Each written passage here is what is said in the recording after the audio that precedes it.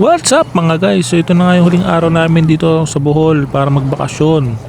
Napaka-aliwalas ng panahon ngayon dito sa may Panglao. Andito nga kami sa may Alona White Beach Resort, no? Guys, makikita nyo napakalinis ng tubig.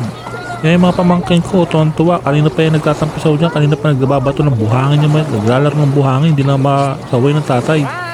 Ito, pamangkin ko, tuwan-tuwa. Partida, may nalagnat pa yan.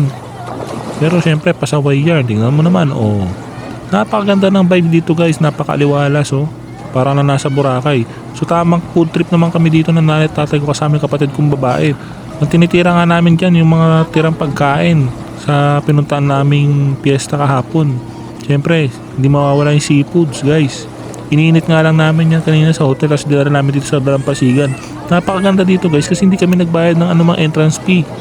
So after kong kumain guys, nagpahinga lang ako ng konti tapos yan, nagsitakbo-takbo na naman ako sa Dalampasigan, sa dagat.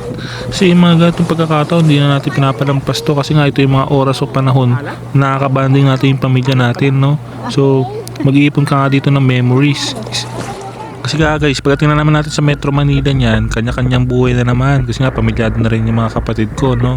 So, kanya-kanyang buhay, busy na naman kami sa mga kanya-kanya namin trabaho. Kaya sinusulit na namin yung ganitong pagkakataon na nakakapag-banding yung buong pamilya.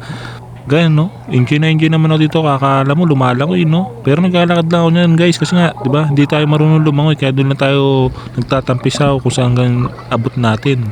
Akala mo napaka-professional swimmer pero guys hindi talaga marunong lumangoy. Muntik pa nga tayo malunod diyan no. Tingnan mo, oh 'di ba? So enjoy na enjoy nga dito yung mga kasama ko kasi sila. So yun guys, magpapaalam na. Kaway-kaway. Thank you sa panonood guys. Napakasulit dito sa may Alona White Beach Resort. Kaya kung mapapasyal kayo dito, punta nyo dito, libre lang. Dala nga lang kayo ng mga pagkain nyo. Bye!